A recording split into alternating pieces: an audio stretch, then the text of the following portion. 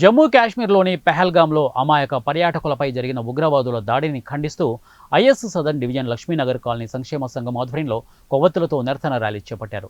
Lakshmi Nagar colony park నుంచి ప్రారంభమైన rally Vinay Nagar, Prashanth Nagar మీదుగా థీమ్ పార్క్ వరకు సాగింది. ఈ సందర్భంగా నిర్వహించిన సమావేశంలో పలువురు మాట్లాడుతూ అమాయకపు పర్యాటకులను లక్ష్యంగా చేసుకుని జరిగిన ఈ దాడి దేశ భద్రతకు పెను సవాలు విసురుతోందని, ఇలాంటి చర్యలను యావత్తు సమాజం ముక్త కంఠంతో ఖండించాలని అన్నారు.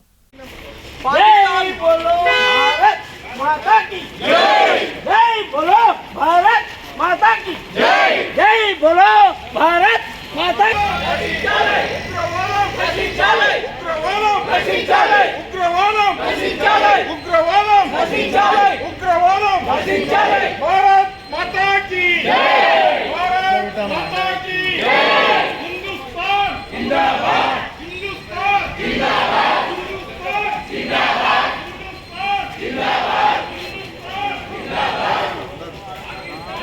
అభినందనలు తెలుపుతా ఉన్నా. అదేవిధంగా ఇలా అన్ని రాజకీయ పార్టీలన్నీ కూడా నరేంద్ర మోడీ గారికి కుడిభుజంగా, నరేంద్ర మోడీ గారికి ఆత్మవిశ్వాసంగా ఇలా కేంద్రంలో ఏ ప్రభుత్వం ఉన్నది కాదు, ఏ రాజకీయ పార్టీ ఉన్నది కాదు.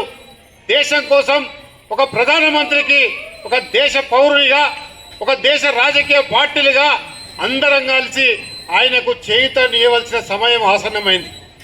భిన్న మతాలకు, భిన్న కులాలకు, భిన్న సంస్కృతికి నిలమైన అలర్ట్ ఉంది. ఆంధ్రప్రదేశ్ లో హై అలర్ట్ ఉంది, తెలంగాణలో హై అలర్ట్ ఉందని ఎందుకు చెప్పాల్సి వచ్చింది? ఇంటెలిజెన్స్ ఈ ఏదైతే ఎన్ఐ రిపోర్ట్ ప్రకారము తెలంగాణలో ఎంతమంది పాకిస్తానీలు ఉన్నారు, ఎంతమంది ఐఎస్ఐ ఏజెంట్లు ఉన్నారు, ఎంతమంది బంగ్లాదేశీలు ఉన్నారు, ఎంతమంది రోహింగ్యాలు ఉన్నారు మనము తెలుసుకోవాలి.